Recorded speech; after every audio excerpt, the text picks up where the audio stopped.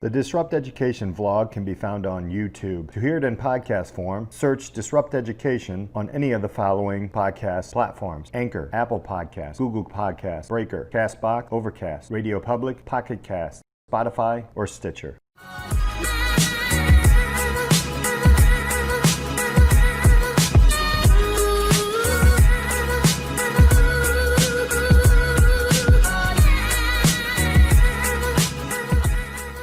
Welcome to the Disrupt Education Podcast. I'm Peter Hostrawser, the host. Thank you all for hanging out with us today. I've got a great treat here. Reconnected with an old buddy of mine from back in the high school days. Shout out to John Glenn High School, Walkerton in North Liberty, Indiana. Andrew Groves is with us. Just a little bit of an update on this guy. He made it to the show in the baseball. In the baseball, that sounds so terrible. In baseball, and he's got an interesting route to share with us. But Andrew, I want to thank you so much for being on the podcast with us, man. Awesome, Pete. Looking forward to it, and thanks for having me on. It's always good connecting with the guys back home and from the little town that we're from. We've come a long way. Yeah, I think there's 2,000 people in our towns combined, and it's great to reconnect again for sure. There's 2,000 people on my block here where I'm at now. Yeah, right? exactly. But yeah, tell us a little bit about your background, like who you are. What do you do now, and then we'll get back into your education. Awesome, Pete. I've been like you said, I'm Andrew Groves. I'm originally from North Liberty, Indiana, where next door to you in Walkerton. I work in regenerative dentistry right now. I work with primarily oral surgeons and periodontists in the Chicagoland and Wisconsin area. I sell a really high tech a bone and a membrane used for surgery. It's an interesting job. It's super challenging. I work for a great company that's based in Switzerland. That's phenomenal. It's a really good job. It's taken me a long time to get to the level that I am. I'm really lucky to be here, and it's been a long time that you kind of go through some jobs that you thought maybe that was for me, maybe that wasn't, and it all kind of happens for a reason to get where you are. And that's kind of my story is I've taken a step up and a step back and 3 steps forward and 1 step back. And I think for me, it's just going in the right direction is kind of where I've got to where I am right now. Yeah. So it's very interesting. As a matter of fact, when I was doing my student teaching, I remember you in high school, and I was actually a student teacher there. I remember a couple of our conversations in the lunchroom, and I don't even remember, when we were in class together. I'm sure we were. But let's go back into your education. Let's look at that. Even before high school and into baseball and those all around athlete, by the way. Which you can do at the small schools where we grew up. Yeah, exactly. It's a little bit more difficult in the bigger school systems. But take us back through kind of your avenue of education and how did you end up? Well, let's take it from basically early on until we get to Purdue University, and then we'll take it from there. One of my regrets that I have, and not that I'm living in the past by any means, but I'm a son of 2 school teachers, that education should have been more a priority for myself than it was. And it wasn't that my parents didn't drive me a certain way or want me to do something, but I didn't do the work that I needed to do in high school. And I knew that. I knew I was going to get an athletic scholarship from probably my freshman or sophomore year. I knew where I was going to be able to play Division I. And the difference is too, Pete, is everyone's kind of locked down on like getting into college as an athlete now that you just think, oh, you can get in. And I remember when I got into Purdue, they took my transcript and test scores didn't matter. And so I just had to take the SAT. So I didn't take it as serious as I should have in high school. And that's the difference now of having a degree from Northwestern and Notre Dame. And there's nothing wrong with a Purdue degree, but there's definitely a step up from some of these schools where I could have been, and I could have played athletically if I would have taken it a little bit more serious. I was a 2.5 to 2.7 student in high school. Mm-hmm. Could I have been more if I would have done it? Absolutely. And that's on a 4 scale. We've been out so long, Pete, we don't know whether it's a 4 or 5 scale. Right. I didn't take the ACT. I just took the SAT. And I remember that at the end of it, when I committed to Purdue, I said, well, I got to take these tests. And they said, all you got to do is just your SAT. And that's what they needed in Indiana at the time. So if I were to do something again, it was buckle down when you're a freshman and a sophomore and, and do a little bit and start bringing books home as a junior and senior. And I had senioritis at the beginning of my junior year. So I committed to Purdue in the fall of my senior year. And once I was in, it was like, well, what do you do now? And at 36 years old, I look back on it and said, I should have studied harder. Mm-hmm. And I was talking to a colleague of mine yesterday who is one of the top periodontists in all of Chicago. And the guy, we're the same age. And the difference is he's, in the chair working on a patient. I'm standing behind him trying to help him with the material. Mm-hmm. And the biggest difference is that guy buckled down. Is not that he was smarter than me or he was a better student, but we both had, it's what you do with that gift you had. And I said something to him yesterday. I was on the phone. I said, you know what? I wish I would have done what you did. Mm-hmm. Right. He's got a better life as far as financially, he makes more. Mm-hmm. He's got different opportunities that I never had by doing the work when you're younger. And I look back on it, Pete, and I thought I could have done that if I would have buckled in a little bit more. Right. And it was at college, so when we go to college, my first semester, I had a 4.0.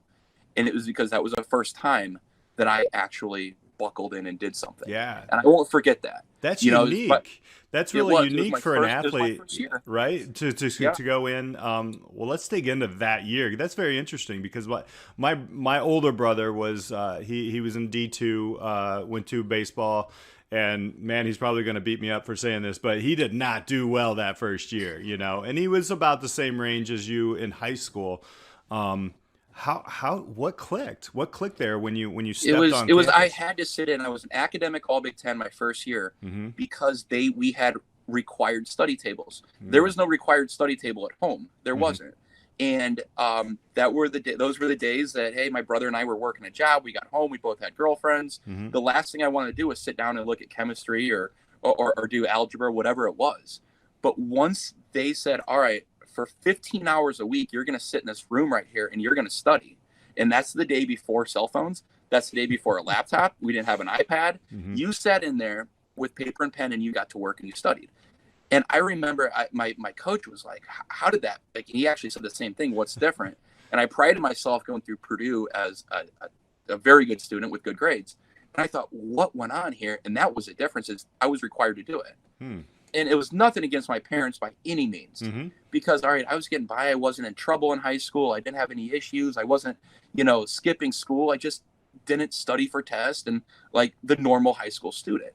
And I learned that later, that once I got to Purdue, I said, I can't keep doing this anymore because, number one, I'd lose my athletic scholarship. And that's one thing I could not do. And I owed it to myself that, all right, you've come too far to flunk out of school, to be academically ineligible, for something like that to happen. So I really buckled down. And I mean, I worked hard in school. I did. Yeah. And it was not too little too late, but I look back on it. I said, I wish I would have done more. Right. So the decision then not to go, I mean, did you have offers to go into the league before? Because I know we had a lot of guys who would be like, I'm going to go into single A ball or double A ball or start, going through that. And so then what was that decision like? Yeah, because you did 4 years, you got a degree, and then you went on. The funny part of it is I was drafted out of high school, and I wrote a goal down my junior year, and we were in the sectional over at Jimtown, right? To throw it way back. The Jimmies. And there was a professional scout came to the game. And I remember I said, this is absurd. Like, what's this guy doing? I didn't ever think about playing in the minor leagues and the opportunity to play at a professional level. And I was actually drafted after my senior year by the Kansas City Royals. And I thought, oh my God, like maybe I won't go to college. So what ended up happening, I talked to my mom and dad, I sat down, and they were going to send me to Idaho Falls, Iowa. I was going to make $850 a month. And I thought, okay, now a Purdue education that is going to be with me for my entire life, opposed to going in right away. Now, my chances would have been better if I would have signed with the Royals right out of high school to end up I would have had more opportunities. I probably would have got a signing bonus more than I got in college. It would have given me more opportunities to be a professional from a younger age. So I gambled, not necessarily a gamble, but when I went to school, that's when it was like, all right, now you have another chance to get drafted. So when I played, and the rules are constantly changing in college baseball, but at the time you either had to complete 1 year of junior college, or if you went to a 4-year, you had to complete 3 years and be 21 years old. So after school, I was actually drafted as a senior out of Purdue. I went in the 11th round, and it was what a crazy thing about baseball. A lot of it's luck, Pete. A lot of it is being seen on the right day. The funny part when I got drafted, where I got a break, and a lot of times in professional baseball, I've said this, as long as I played and when I was in the minor leagues, I said the guys that make the major leagues are not necessarily the best players. Those are the guys that have made the best of the opportunities that they've been given when the right people are in town. And I also think, and not to sound crazy, but luck is where preparation meets the opportunity. And that, okay, you create your own luck.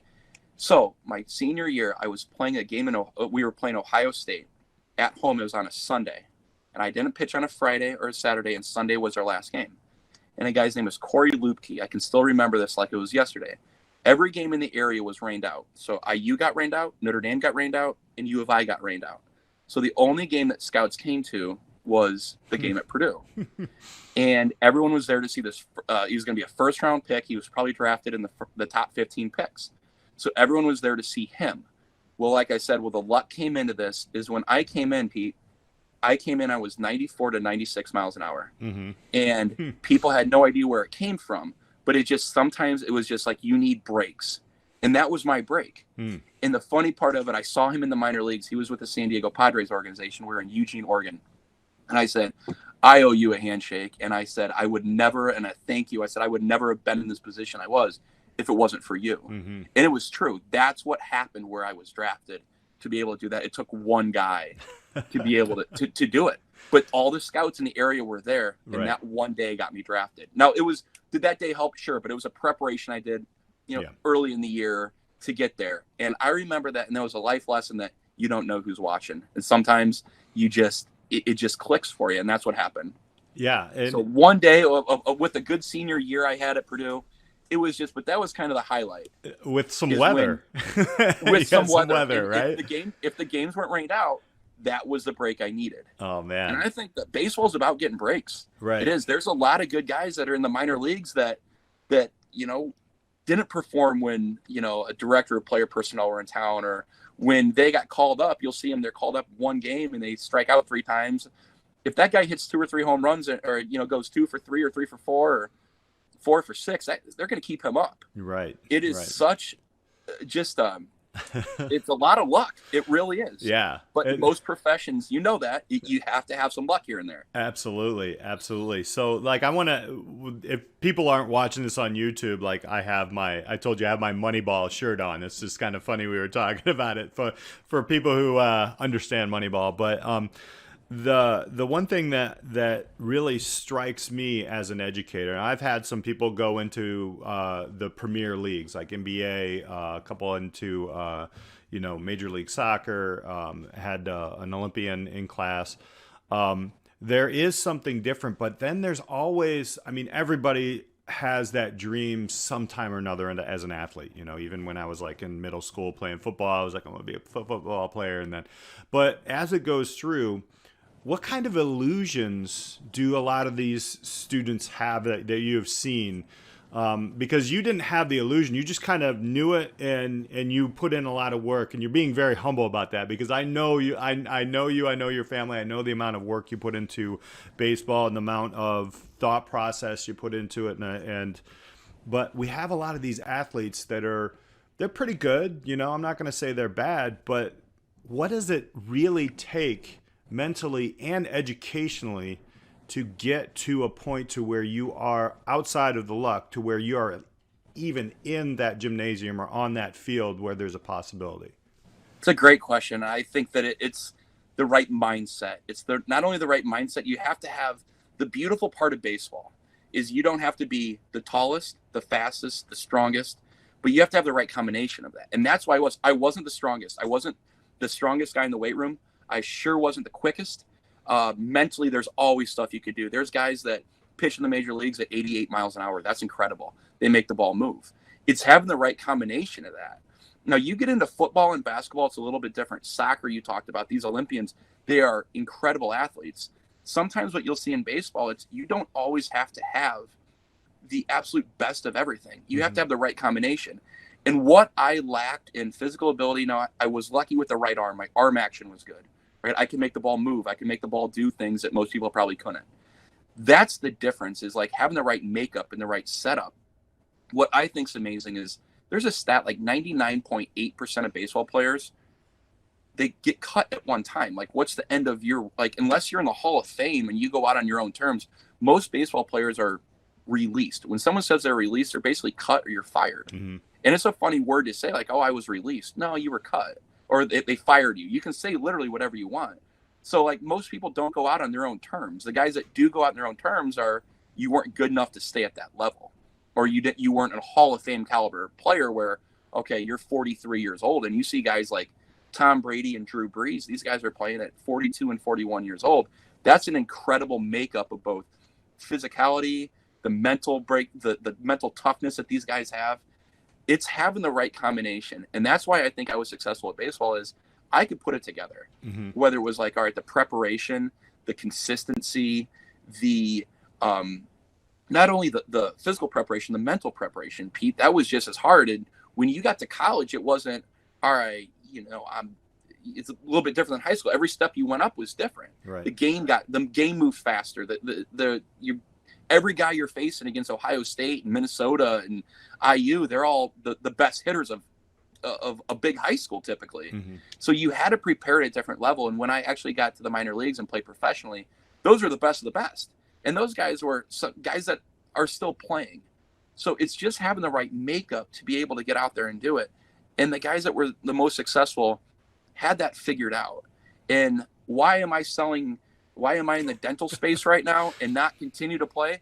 Because the end of my rope was there. I knew that it was hard to be like, all right, I couldn't make the adjustments to continue playing. And that is something that the way that these guys do it year in and year out is unbelievable, especially as a pitcher, because you have to go every year. Someone else is coming for you. Right. So it's the mental makeup. Everything comes for you, that you get a year younger, and the guys in the minor league stay the same age because they just keep turning over. Yeah. So that was a tricky part for me. And I very few people make it, to the level I did, and I was lucky to do it. Mm-hmm. But it's a challenge. It really is a challenge, Pete, to have the right makeup and the right chemistry to get there. Yeah. One of the amazing, and I love the fact that you retold the last time we actually spoke, you were giving a speech to a Legion Post team. Actually, I think it was my brother's baseball team at the time. And you really put out there that there are 4 or 5 people every day coming for your position when you get to that, and the pressures and how you actually handle that. So I want to take that's a skill set, and talking about what you have learned through your sport. And baseball has so many lessons, but what are some of the things that, like, baseball players now, like even in high school, are some of those skill sets that people don't really realize they're gaining, that they can actually take into a job situation or an interview or something like that? What are maybe 2 or 3 of those? There's millions of them, but what has worked for you? Obviously, high pressure situations probably don't bother you too much. No, I think that's a great question, Pete, because at 36 years old, I still talk about teamwork in baseball 10 years after I played in every job interview, or when you're finding middle ground with someone. And it's like, why is that? Well, teamwork, like, you work well with others. Just being on a team is something that you're going to talk about. And do you play a sport in college? And I've always wondered this too. It's, if you're a high school athlete, do you play a sport just to, like, get seen, or is it that you want to learn teamwork? You want to be reliable. People can depend on you. And that's what, like, playing on a team, it really teaches you. The older you get, the more you realize that it wasn't about wins and losses, and that helped, and success is great, but it's being dependable, being on time. The stuff that now as an adult, if you don't do, you're not going to be at a company long enough. Mm-hmm. And you're not going to continue climbing the ladder. If you're late all the time, no one can depend on you. You're selfish. That kind of stuff is, if you're always taking and not giving, those are the things that they're not going to keep you around long enough. And that's what sports has taught, whether it's baseball or football. The higher up you go, high school sports are one thing. The higher you go to college and professional, like, there's enough talent that they don't need you to be there. If you're going to be a selfish player, and you're all about yourself, you're not going to stay around long. Mm-hmm. You're not, because talent only goes so far. So as you get older and you're going to go through a job interview, and they're going to say, "Oh, I see that you played baseball here. What did you learn?" I learned it's everything's about priorities. What did you prioritize to be at that level? It's about holding true to yourself, the hard work you do when no one's watching. Those are the things that why you play high school sports and college sports, to continue building that. Mm-hmm. Great stuff there. All right, I'm gonna end on advice to give. So, say you have parents, and there's a lot. It's changed since we were younger. I'm gonna categorize myself with your age a little bit here, even though I'm a little older. But it's. I feel like these parents now in this generation is a little bit different than the generation of parents that we had around athletics. Yeah, there was different types of leagues and different things like that, but now it's become unbelievably competitive at a younger and younger ages, and there's a lot of stress. There's a lot of all these different things. So as a parent now, which you're going to be soon, so congratulations on that. What advice would you give parents of athletes in middle school or high school right now? My best advice I can think, if your child is passionate about something, Pete, you support them at everything. I did not get where I was without my mom and dad, my grandparents, just a support system. If you're passionate about the drama department, then absolutely run after it. If you want to be the absolute best downhill skier, then do it, right? And do what you have to do to get to that level and be passionate about something. I was passionate about baseball. I still am. I love watching baseball. But Pete, if you are passionate and you have a true interest in something, do whatever you can for your child to support them in any way possible, whether it's the emotional support, whether it's getting them lessons, whether it's you watching YouTube videos on something to make yourself better equipped to give them advice. And I would not have got there without my mom and dad. There's no chance. And I was very lucky to have just a good support system, but they saw that. They knew that, and I wasn't pushed to anything. Our dads, Pete, are football guys. You know that. They weren't necessarily, baseball was there, absolutely. But my dad my dad played for your dad in football. Yeah, and actually, your dad was my coach in football in high school. It's funny how it works, yeah. So I think that, Pete, that if you're passionate about something, equip yourself to help out your children. And being a father here any day now, that's kind of what, if you get ready to have a kid, you're kind of like, man, don't screw this thing up. What can I do? And I guess for me, it's like, I'm going to give everything I can for my son or my daughter to succeed at whatever they want to do. And if you try steering them a certain way, I played with guys in the minor leagues that hated baseball. They absolutely hated baseball, but they were really good at it. There are guys that play the game because they make a lot of money and they're good at it, but they hate what they do every day. And life's too short for that. Yeah. So I think to answer the question is give them the tools to succeed, be there emotionally for them. The mental toughness is a huge thing because you're going to use it long after you play baseball or football or whatever sport you play. Right. And the other question then is the 16, 15, 17-year-old who is in the situation where they may have a shot. They may have a shot at, D1, D2, D3, going into a league early. Who knows? Like, what kind of advice do you have for that young man or woman? I think the best thing they can do is keep your eyes on the prize. As stupid as it sounds, and keep your eyes on the prize. Whether you're playing, there are a lot of good guys that are playing NAIA that find their way to the major leagues. There are guys that play Division III football as a kick returner that play in the NFL. If you just look to see where these guys, everyone has a different path. Keep your eyes on the prize. Set a goal and do whatever you can. Look at the goal every day. Do whatever you can to get to that level. And that's my best advice. And not that I am the absolute best baseball player that's ever played, but I understand goal setting. I understand what I did to get to a certain level. And I continue to do it in a professional setting. But keep your eyes on the prize. If that's what you want to do, no one's going to tell you that you can't, because you can always work. There's always something better you can do. So if you're looking to play, not everyone's going to be a Division I athlete, but there's a lot of really good guys that are playing at a Division II school that are just as good at Division I. So it's set a goal, go out and get it, and do whatever you can to get there. Yeah, that sounds like it takes, and that's great advice. It's so like crystal clear. It's kind of cliche, but honestly, we've heard it over and over, and it's great to hear it from. I'm going to call you an old elite athlete now, because Thanks, but it's great to hear that from a seasoned athlete who has been there and seen, D2, D3, NAIA. I think a lot of our youth put a lot of pressure on that D1 and D1 and D1, which in that statement you said that's a great look at it, and I'm so glad that we know this, but it's very hard when you're that age. You're like, this is the only way I can go. And because you don't see any Division II games on TV, you're not watching the Division III game on a Saturday like a football game. You're watching the biggest Division I's. Yeah. So that's another thing too, that it's not all about the division you play. Mm-hmm. There are Division I teams that would get smoked by Division III school on a nightly basis, and that's the funny part of it is scouts, especially scouts, will find you. Yeah. Pete, I got found out of a town with 2,000 people. Yeah. Right. Yeah. And I'm lucky for that. But I guess for me, it's like they will find you. If you're talented enough, they will find you. Yeah. Excellent advice. Hey, Andrew Groves, I want to thank you so much for being here with us on Disrupt Education. Great advice. Appreciate you sharing your story. And best of luck on the coming months. So you got a big family change coming up. Thank you, Pete. I appreciate it. All right. Thank you all for listening to the Disrupt Education podcast. Hit that subscribe button. Throw a like out there. Throw me a question. And I'd love to chat with you a little bit more about disrupting education. We'll talk to you later.